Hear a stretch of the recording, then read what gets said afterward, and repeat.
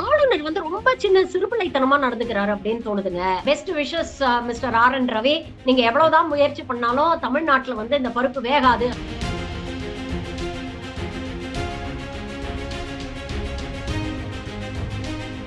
அவருடைய அதிகாரப்பூர்வ எக்ஸ் வலைதள பக்கத்துல இவர் வெளியேறின 10வது நிமிஷம் நீட்டி முழக்கி ஒரு அறிக்கை கொடுக்குறாங்க. அந்த அறிக்கையில கிட்டத்தட்ட 13 காரணங்கள் சொல்லியிருக்காங்க. எதுக்காக இந்த ஸ்பீச்சை படிக்காம நான் வெளியேறினேன் அப்படின்னு சொல்லியிருக்காங்க. இதை ஏற்கனவே அவங்க ப்ரிப்பேர் பண்ணி வச்சிருக்கிற ஸ்கிரிப்ட் அப்படிங்கிறது ரொம்ப தெளிவா தெரியுதுங்க. இங்க பெண்களுக்கு எதிரான வன்கொடுமை அதிகமாயிடுச்சு, தலித்துகளுக்கு எதிரான வன்கொடுமை அதிகமாயிடுச்சு. இந்தியா பூரா அதிகமா இருக்குங்க. பாஜக ஆட்சிக்கு வந்ததுக்கு அப்புறம் என்சிஆர்பி ரிப்போர்ட்ஸ் எடுத்து பாருங்க. இந்தியா பூராவே பெண்களுக்கு எதிரான பாலியல் வன்கொடுமைகளும் தலித்துகளுக்கு எதிரான வன்கொடுமைகளும் அதிகமாயிடுச்சு. இதுல முன்னணியில இருக்கக்கூடிய மாநிலங்கள்னு முதல் 5 மாநிலங்கள் எடுத்தீங்கன்னா எல்லாம் பாஜக ஆளக்கூடிய மாநிலங்கள். இந்த அறிக்கையில சொல்லப்பட்டிருக்கக்கூடிய காரணங்கள் இதை வந்து பல தடவை நாம பேசிட்டோங்க.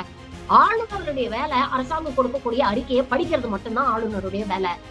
அதுல வந்து சரி தவறுன்னு திருத்தங்கள் சொல்றது ஆளுநருடைய வேலை கிடையாது அப்படிங்கிறது ஆஸ் பர் கான்ஸ்டிடியூஷன். அதுதான். இதை நாம பல்லாயிரம் தடவை சொல்லிட்டோம். ஆனா தொடர்ந்து தமிழ்நாட்டை பற்றி பல பொய் செய்திகளை இவ வந்து ஆளுநர் அப்படிங்கறத தாண்டி இன்னைக்கு பல பொது மேடைகள்ல போய் ஒரு தேர்ட் ரேட்டட் பொலிட்டிஷியன் மாதிரி பிஹேவ் பண்றாரு. ஆட்டுக்கு தாடியும் நாட்டுக்கு ஆளுநர் பதவியும் தேவையில்லை.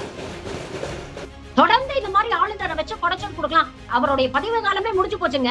அவருக்கு என்ன அபிஷியலா ஏதாவது எக்ஸ்டென்ஷன் கொடுத்திருக்காங்களா ஆர்.என். ரவிக்கு இது வரைக்கும்? நீங்க தமிழ்நாடு அரசை நோக்கி நீங்க ஒரு விரல பாயிண்ட் பண்றீங்கன்னா மீதி 4 விரல் உங்களை நோக்கி இருக்கு. நீங்க என்ன சரி செஞ்சிருக்கீங்க அப்படிங்கிற கேள்வி கேட்கணும்ல.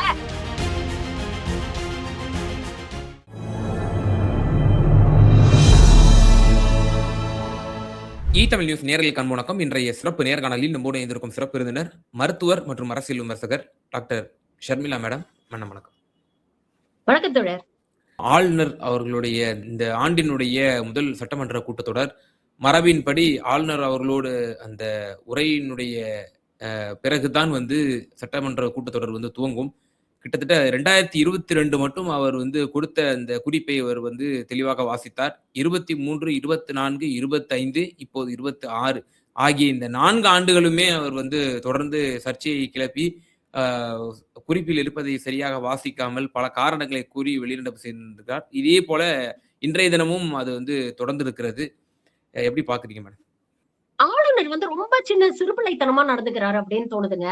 ஒரு பக்கம் வந்து அபிஷியலா ஆளுநர் ஆர்.என். ரவி 2026 சட்டமன்ற தேர்தலுக்கு திமுக கூட்டணி கட்சிகளுக்கு எதிரான தேர்தல் பரப்புரையை தொடங்கி விட்டார் அப்படின்னு தான் நம்ம பார்க்கணும். Best wishes mister R N. Ravi. நீங்க எவ்வளவுதான் முயற்சி பண்ணாலும் தமிழ்நாட்டுல வந்து இந்த பருப்பு வேகாது அப்படிங்கறத ஃபர்ஸ்ட் நாம தெரிவிச்சிடுறோம். இரண்டாவது நீங்க பாருங்க, அவருடைய அதிகாரப்பூர்வ எக்ஸ் வலைதள பக்கத்துல இவர் வெளியேறின 10வது நிமிஷம் நீட்டி முழக்கி ஒரு அறிக்கை கொடுக்குறாங்க. அந்த அறிக்கையில கிட்டத்தட்ட 13 காரணங்கள் சொல்லியிருக்காங்க. எதற்காக இந்த ஸ்பீச்சை படிக்காம நான் வெளியேறினேன் அப்படின்னு சொல்லியிருக்காங்க. அதுல முதல்ல சொல்லப்படக்கூடிய காரணம் என்னன்னா, governor's mic was repeatedly switched off and he was not allowed to speak. எவ்வளவு அபத்தமாக இருக்குங்க. ஒரு சட்டமன்றத்துல வேணும்ட்டே யாராவது ஏதாவது பண்ணுவாங்களா? அப்படி பண்ணா அது வெளிப்படையா வெளியில தெரியாதா? அவ்வளவு சிறுபிள்ளைத்தனமாகவா இந்த தமிழ்நாடு அரசு இதுக்கு முன்னால நடந்துட்டு இருக்கு? ஒரு ஆர்.என். ரவி அப்படிங்கிறவரு ஒரு கவர்னர் அப்படிங்கிற பொசிஷனுக்கு நம்ம மரியாதை கொடுக்கணும் அப்படிங்கறதுனால எல்லா மேடைகள்லயும் அரசியல் ரீதியாக கான்ஸ்டிடியூஷன் வரம்புகளுக்கு உட்பட்டு அவரை மாண்புமிகு தமிழ்நாடு முதலமைச்சர் எதிர்க்கிறார் தவிர எந்த இடத்துலயும் அவரை ஒரு தனி மனித தாக்குதல் பண்ணியோ இழிவுபடுத்தியோ அவர் என்னைக்குமே இது வரைக்கும் பேசினதில்லை. Within the framework of the constitution ஒரு சீஃப் மினிஸ்டர் அப்படிங்கிற பதவியோட மாண்பை காப்பாற்றி ஒரு அரசு எப்படி எதிர்வினை ஆற்றணுமோ அப்படிதான் அவங்க ஆற்றியிருக்கிறாங்க. ஆனா இவரு பர்சனல் அட்டாக் பண்றது, தனி மனித தாக்குதல் பண்றது அப்படிங்கிற சிறுபிள்ளைத்தனமான விஷயங்களை இவர் அதிகம் அப்பாட்டமா பொய் சொல்றாருன்னு சொல்றீங்களா? அப்பட்டமா பொய் சொல்றாருங்க. ஏன்னா சொல்றேன் ஒரே குறுக்கீடு மேடம். இப்போ ஆளுநர் அவர்கள் சட்டப்பேரவைக்கு உள்ளே செல்கிறார். 7 நிமிடத்தில் அவர் வந்து வெளிநடப்பு செய்கிறார். பிறகு அவருடைய அந்த வாகனத்திலேயே அவர் வந்து செல்லக்கூடிய காட்சிகளை பார்க்கிறோம். அந்த 7 நிமிடம் சட்டப்பேரவையில் நேரலை ஒளிபரப்பு என்பது நிறுத்தப்பட்டது என்பது குறிப்பிடத்தக்க விஷயம். ஏன் அப்போது நிறுத்தப்பட்டது என்கிற ஒரு கேள்வி வந்து எழுப்பப்படுகிறது. இல்ல என்ன நடந்தது அப்படிங்கறது இன்னும் அந்த விஷுவல்ஸ் நான் பார்க்கல. பட் ஆனா ஆளுநர் வெளியேறின உடனே 10வது நிமிஷம் இவ்வளவு பெரிய நீண்ட நெடிய ஒரு அறிக்கையை வந்து அவருடைய அபிஷியல் வலைதள பக்கத்துல அவர் வெளியிடுறாருன்னா, இதை ஏற்கனவே அவங்க ப்ரிப்பேர் பண்ணி வச்சிருக்கிற ஸ்கிரிப்ட் அப்படிங்கிறது ரொம்ப தெளிவா தெரியுதுங்க. இல்ல அப்ஜெக்ஷன் அனுப்பியிருக்காரு. ஆல்ரெடி சிஎம்க்கு அப்ஜெக்ஷன் அனுப்பியிருக்காரு. இந்த மாதிரி ஃபேக்சுவல் எரர் இருக்கு. இது இப்படிலாம் வந்து நீங்க திருத்தணும்னு சொல்லி அனுப்பிச்சிருக்காருல்ல. அவர் ரொம்ப தெளிவாக பிரச்சனை பண்ணணும், வெளிநடப்பு பண்ணணும் அப்படிங்கறத ஆல்ரெடி டிசைட் பண்ணிட்டாரு. இந்த டிராமா எல்லாம் நம்ம பண்ண போறோம். இது மூலமாக ஒரு அட்டென்ஷன் சீக்கிங் பிஹேவியரை இவர் ஆல்ரெடி பண்ணிட்டு இருக்கிறாருங்க. இது முதல் தடவையும் அவர் வெளிநடப்பு செய்யறது இல்லையே. இன்னைக்கு இவர் இதை பண்ணுவாரு அப்படிங்கறத அரசு தரப்புலயும் அவங்க எதிர்பார்த்திருப்பாங்க. அரசாங்கம் ஒண்ணும் அவ்வளவு ஒன்னும் இவரை வந்து அவ்வளவு ஒன்னும் நல்லவர் கிடையாது அப்படிங்கறது அரசாங்கத்துக்கும் தெரியும். சோ இவர் ஆல்ரெடி இதெல்லாம் வந்து தெளிவாக ப்ரிப்பேர் பண்ணி ஆல்ரெடி இந்த அறிக்கையெல்லாம் ரெடி பண்ணி வச்சுட்டாங்க. இந்த அறிக்கையை தான் நம்ம வெளியிட போறோம் அப்படின்னு எல்லாத்தையும் ரெடி பண்ணி வச்சுட்டாங்க. உள்ள போயிட்டு கரெக்டா 7வது நிமிஷத்துல இவர் வாக் அவுட் பண்றாரு. இவர் வாக் அவுட் பண்ண 10வது நிமிஷத்துல இந்த அறிக்கை வெளியில வருது. இந்த அறிக்கையில சொல்லப்பட்டிருக்கக்கூடிய காரணங்கள் இதை வந்து பல தடவை நாம பேசிட்டோங்க. ஆளுநருடைய வேலை அரசாங்கம் கொடுக்கக்கூடிய அறிக்கையை படிக்கிறது மட்டும்தான் ஆளுநருடைய வேலை. அதுல வந்து சரி தவறுன்னு திருத்தங்கள் சொல்றது ஆளுநருடைய வேலை கிடையாது அப்படிங்கிறது ஆஸ் பர் கான்ஸ்டிடியூஷன் அதுதான். இதை நாம பல்லாயிரம் தடவை சொல்லிட்டோம். ஆனா தொடர்ந்து தமிழ்நாட்டை பற்றி பல பொய் செய்திகளை இவர் வந்து ஆளுநர் அப்படிங்கறத தாண்டி இன்னைக்கு பல பொது மேடைகள்ல போய் ஒரு தேர்ட் ரேட்டட் பொலிட்டீஷியன் மாதிரி பிஹேவ் பண்றாரு. வெளிப்படையாக போய் பேசுறாருங்க. நேத்து கூட பாருங்க சொல்லி இருக்கிறாரு, தமிழ்நாட்டுல தொழில் வளர்ச்சியே ரொம்ப இன்னைக்கு கொடுத்த அறிக்கையிலயும் அதை சொல்லி இருக்கிறார். தொழில் வளர்ச்சியே இல்ல, வேலை வாய்ப்புகளை உருவாக்கல, எம்எஸ்எம்இஸ் எல்லாம் படுத்துருச்சு அப்படின்னு பேசியிருக்கிறாரு. தமிழ்நாட்டுல கிட்டத்தட்ட 10 லட்சம் கோடிக்கு மேல இன்னைக்கு வந்து இன்வெஸ்ட்மெண்ட்ஸ் அட்ராக்ட் பண்ணிருக்காங்க. அதுல more than 80% of the MOUs have been converted. இத வந்து இண்டஸ்ட்ரீஸ் மினிஸ்டர் வெளிப்படையா தகவலோட வந்து அவர் அறிக்கை வெளியிடுறாங்க. 31 லட்சம் வேலை வாய்ப்புகளை இவங்க உருவாக்கி இருக்கிறாங்க. அது மட்டும் இல்லாம MSME செக்டார்ல பாத்தீங்கன்னா கடந்த 10 ஆண்டு அதிமுக ஆட்சியிலேயே மொத்தம் 3000 கோடி தான் MSME செக்டார்ல இன்வெஸ்ட் பண்ணாங்க. 10 ஆண்டு அதிமுக ஆட்சியில அதை விட டபுள் மடங்கு இந்த 5 ஆண்டு ஸ்டாலின் அரசுல கிட்டத்தட்ட 6500 கோடிக்கு மேல அவங்க இன்வெஸ்ட் பண்ணிருக்காங்க MSME செக்டார்ல. லோன் கொடுக்கறது, சப்சிடிஸ் கொடுக்கறது அப்படின்னு MSME செக்டாரை வளர்க்கறதுக்கு இந்த அரசு செஞ்சதுல கால்வாசி கூட ஒன்றிய அரசு செஞ்சது கிடையாது. இன்னைக்கு MSME செக்டார்ல பிரச்சனை வருதுன்னா அதுக்கு காரணம் என்னங்க? யூஎஸ் போட்டிருக்கிற டாரிஃப் தானே ஒரு முக்கியமான காரணம். அதை எதிர்த்து ஏதாவது இந்த மோடி அரசாங்கம் ஏதாவது செஞ்சிருக்குதா? இன்னைக்கு மிரட்டுறாரு, ஈரானோட நீங்க வந்து வர்த்தக உறவு வச்சுக்கிட்டீங்கன்னா மேலும் 25% டாரிஃப் போடுறோம்னு வெளிப்படையா மிரட்டுறாருங்க அமெரிக்க அதிபர். அதை எதிர்த்து இவங்களால ஏதாவது பேச முடிஞ்சுதா? ஏதாவது கேள்வி கேட்க முடிஞ்சுதா? எந்த எதிர்வகையும் ஆற்றாம இந்த 56 இன்ச்சு சோகால்டு விஸ்வகுரு கோழை மாதிரி வாயை மூடிட்டு மௌனமா இருக்கிறாரு. இவங்கதான் ஒரு காலத்துல மன்மோகன் சிங் அப்படின்னு விமர்சனம் பண்ணவங்க. இன்னைக்கு நீங்க என்ன பண்றீங்க? இந்திய ரூபாயோடைய மதிப்பு அமெரிக்க டாலர்ல கம்பேர் பண்ணும்போது வரலாறு காணாத அளவுக்கு வீழ்ச்சி அடைஞ்சு 90 ரூபாயை தாண்டி போயிட்டு இருக்கு. 40 ரூபாய் இருக்கும் பொழுது எந்த அளவுக்கு வந்து இவங்க எல்லாம் பேசுனாங்க? இன்னைக்கு யாராவது ஒரு வார்த்தை பேசுறாங்களா? அப்ப இதெல்லாம் வந்து இவருக்கு விமர்சிக்க வந்து ஆளுநருக்கு வந்து துப்பு இல்ல, தைரியம் இல்ல, திராணி இல்ல. இங்க இவ்வளவு வேலை வாய்ப்புகளை உருவாக்கி கொடுக்கிறோம் அப்படின்னா அதற்கு காரணம் என்னங்க? இவ்வளவு பேர் இங்க வந்து இன்வெஸ்ட் பண்றாங்கன்னா அதற்கான காரணம் என்ன? தமிழ்நாடு ஒரு அமைதி பூங்காவாக இருக்கு, இங்க பெரிய சட்ட ஒழுங்கு பிரச்சனைகள் இல்ல அப்படிங்கறதான காரணம். ஆனா அவர் என்ன சொல்றாரு? இங்க பெண்களுக்கு எதிரான வன்கொடுமை அதிகமாயிடுச்சு, தலித்துகளுக்கு எதிரான வன்கொடுமை அதிகமாயிடுச்சு. இந்தியா பூரா அதிகமா இருக்குங்க. பாஜக ஆட்சிக்கு வந்ததுக்கு அப்புறம் NCRB ரிப்போர்ட்ஸ் எடுத்து பாருங்க. இந்தியா பூராவே பெண்களுக்கு எதிரான பாலியல் வன்கொடுமைகளும் தலித்துகளுக்கு எதிரான வன்கொடுமைகளும் அதிகமாயிடுச்சு. இதுல முன்னணியில இருக்கக்கூடிய மாநிலங்கள்னு முதல்ல 5 மாநிலங்கள் எடுத்தீங்கன்னா எல்லாம் பாஜக ஆளக்கூடிய மாநிலங்கள். தமிழ்நாட்டுல நடக்குதா இல்லையான்னு கேட்டா நடக்குது, இல்லைன்னு சொல்லல. ஆனா பாஜக ஆளக்கூடிய மாநிலங்களை பாத்தீங்கன்னா இங்க எவ்வளவோ பெட்டரா இருக்கு. இங்க மக்கள் ஒற்றுமையா வாழ்ந்துகிட்டு இருக்கிறாங்க. மக்களுடைய கல்வியை மேம்படுத்தி இருக்கிறாங்க. நான் முதல்வன் திட்டம் இவர் சொல்றாரு, இந்த அறிக்கையில சொல்றாரு, கல்வியெல்லாம் ரொம்ப மோசம் அடைஞ்சிருச்சு. உயர்கல்வியெல்லாம் வந்து பல இடங்கள்ல வந்து இவங்களே இல்ல மேனேஜ் பண்றதுக்கு வந்து இவங்க யாருங்க தடுத்து நிறுத்தினாங்க? கோர்ட்ல போய் யாருங்க ஸ்டே வாங்கியிருக்காங்க? துணைவேந்தர்கள் நியமிக்கிறதுல எல்லாம் யாரு ஸ்டே வாங்கி வச்சிருக்காங்க? இன்னைக்கு பாஜக தரப்புல இருந்து போய் ஸ்டே வாங்கி வச்சிருக்காங்க. உச்ச நீதிமன்றம் வரைக்கும் போய் தமிழ்நாடு அரசு போராடி பெற்ற அந்த உரிமையை இன்னைக்கு பாஜக ஒரு கேஸ் போட்டு ஸ்டே வாங்கி வச்சிருக்காங்க.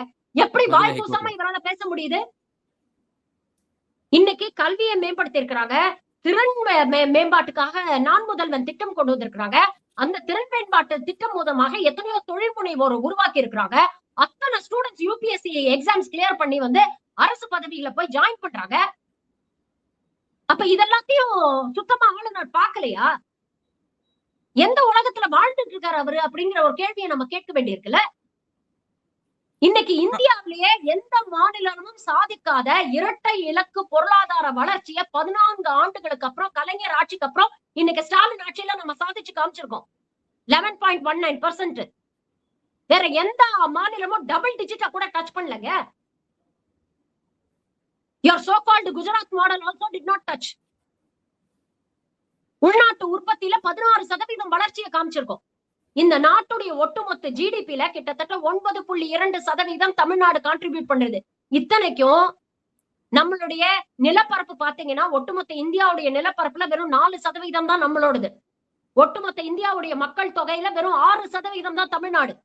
ஆனா இந்தியாவுடைய ஒட்டுமொத்த ஜிடிபில 9.2% நம்ம கான்ட்ரிபியூட் பண்றோம். படிக்காத மக்கள், கல்வி அறிவு இல்லாத மக்கள், திறமை இல்லாத மக்கள், உழைக்காத மக்கள் இருக்கக்கூடிய மாநிலத்தால இதை சாதிக்க முடியுமாங்க? அப்போ ஒரு அரசு சில திட்டங்களை கொண்டு வருது, அதனால மக்கள் பயன்படுறாங்க. அந்த மக்களுடைய திறமை மேம்படுறதுனால அவங்களுடைய வாழ்வாதாரம் மேம்படுது, அவங்க வருமானம் மேம்படுது. அது மூலமாக அரசுக்கு வருமானம் வருது, அது மூலமாக அரசு பல விஷயங்களை சாதிக்க முடியுது. இது ஒரு கோஎக்ஸிஸ்டிங் விஷயம் தானே. ஆனா மேடம், இப்ப இதற்கு பதில் தரும் விதமாக முதலமைச்சர் உரை நிகழ்த்தினார். அந்த உரையில் அவர் பேசும்பொழுது எங்களோட நிலைப்பாடு ஆட்டுக்கு தாடி நாட்டுக்கு ஆளுநர், அப்படிதான் எங்களோட நிலைப்பாடு அண்ணா பெருந்தகை காலத்துல இருந்து இப்போ நாங்க அப்படிதான் இருக்கோம். பட் ஆனா உரிய மரியாதை கொடுப்போம் அப்படின்ற மாதிரி சொல்றாரு. இனிமே சட்டமன்ற கூட்டத்தொடர், ஆண்டினுடைய முதல் சட்டமன்ற கூட்டத்தொடர் கூடும் பொழுது ஆளுநர் உரை இல்லாமலேயே வந்து கூட்டுவதற்கு நாங்க இனிமே ஒரு சட்ட திருத்தத்தை கொண்டு வருவதற்கு நாங்க வந்து பாடுபடுவோம் அப்படின்ற ஒரு விஷயத்தையும் சொல்றாரு. இது வந்து ஆளுநர் ஒரு பக்கம் நாங்க தனிமையில எந்த ஒரு விமர்சனமும் பண்ண மாட்டோம்னு சொல்லிட்டு அதுல ஏன் மேடம் அரசியல் கமெண்ட் எல்லாம் வந்து புகுத்திட்டு நாட்டுக்கு இப்ப கூட நீங்க பாத்தீங்கன்னா மரியாதையா தான் இதை சொல்லியிருக்கிறாரு. Within the framework of the constitution தான் சொல்லியிருக்கிறாரு. தெலுங்கானால தமிழ் இசையை எவ்வளவு அசிங்கமா அவமானப்படுத்துறாங்க பார்த்தோம்ல. அவங்க என்ன சட்ட திருத்தம் கொண்டு வந்தா தமிழ் இசையை கூப்பிடாம சட்டமன்றத்தை நடத்துனாங்க. டோட்டலா இக்னோர் பண்ணி ரிஜெக்ட் பண்ணி நீ வரணும் வரலைனாலும் சட்டமன்றம் நடக்கும் அப்படின்னு சொல்லி அசிங்கப்படுத்தி அவமானப்படுத்தி அனுப்பல அந்த அம்மாவை. இன்னைக்கு அதை செய்யுதா தமிழ்நாடு அரசு? முதலமைச்சர் அதை செய்யறாரா? இல்ல. இப்ப கூட என்ன பண்றாரு, ஆக்கப்பூர்வமான விமர்சனம் வைக்கிறாரு. அப்ப கூட என்ன சொல்றாரு, ஆட்டுக்கு தாடியும் நாட்டுக்கு ஆளுநரும் தேவையே இல்லாத ஆணி அப்படிங்கறத பேரறிஞர் அண்ணாவே சொல்லிட்டு போயிட்டாரு.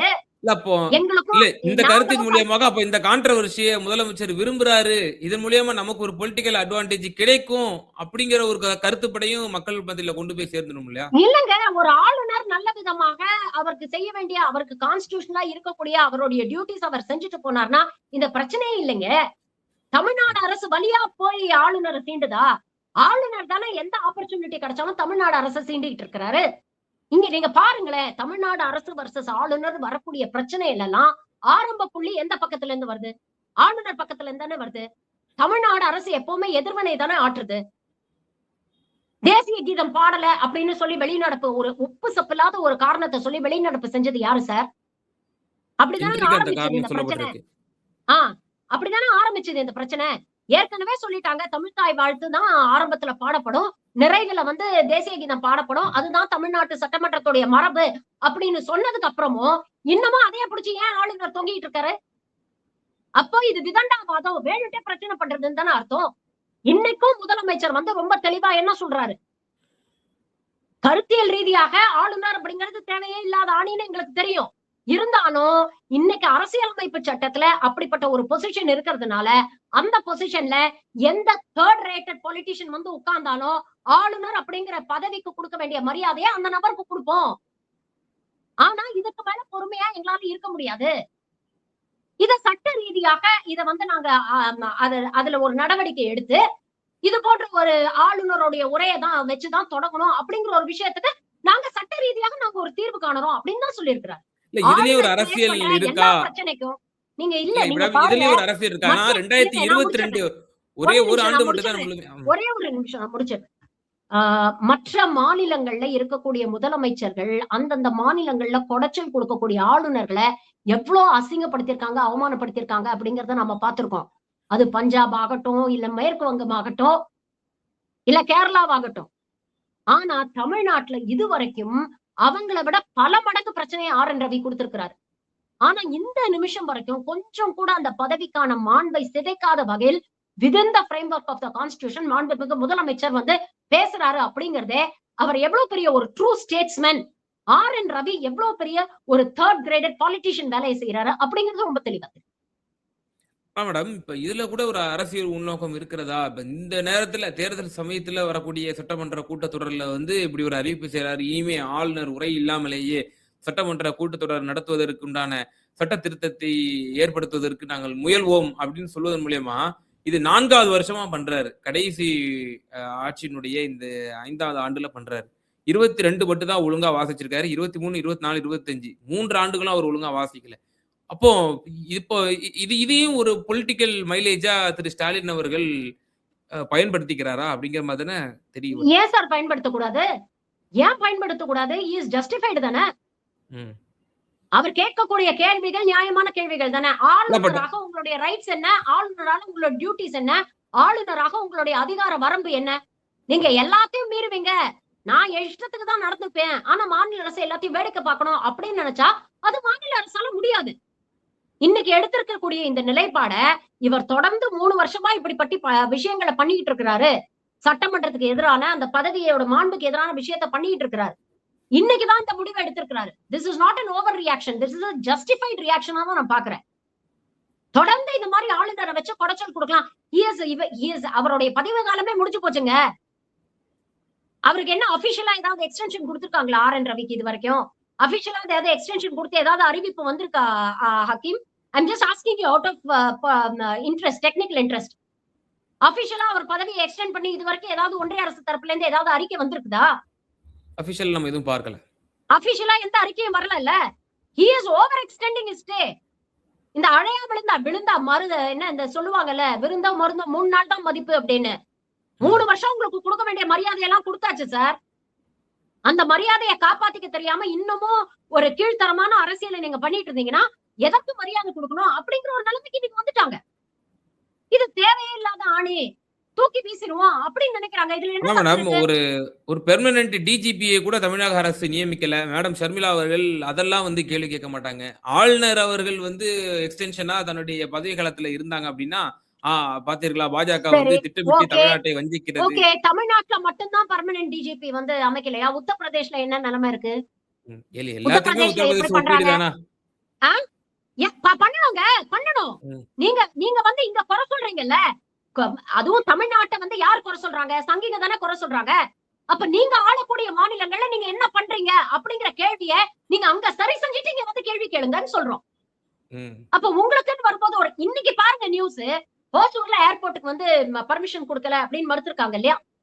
அதே நேரத்துல சந்திரபாபு நாயுடுவுக்கு ஆந்திராவில 7 ஏர்போர்ட் கட்ட போற அப்படின்னு இன்னைக்கு அறிக்கை வெளியிட்டு இருக்காரு. இன்னைக்கு செய்தி வருது தினமலர்ல. குப்பத்துல ஏர்போர்ட்டுக்கு பர்மிஷன் கொடுத்திருக்காங்க. விமான போக்குவரத்து துறை அமைச்சரா யார் இருக்காங்க? அவங்க கூட்டணி கட்சியை சேர்ந்த தெலுங்கு தேசம் பார்ட்டியை சேர்ந்த ராம்மோகன் நாயுடு தானே இருக்கிறாரு. அங்க மட்டும் பர்மிஷன் கொடுக்க தெரியுது.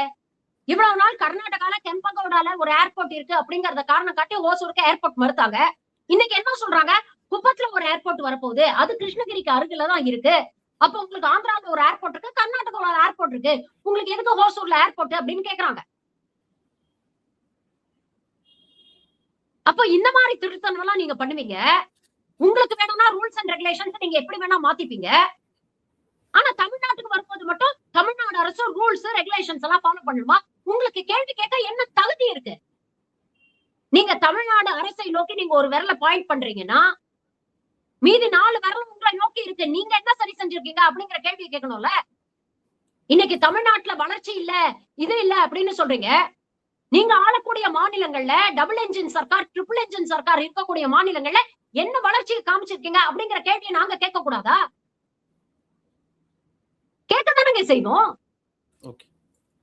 தமிழ்நாடு அரசு வந்து குற்றங்களுக்கு அப்பாற்பட்டது, கிரிட்டிசிசம்க்கு அப்பாற்பட்டதுன்னு நான் சொல்லல.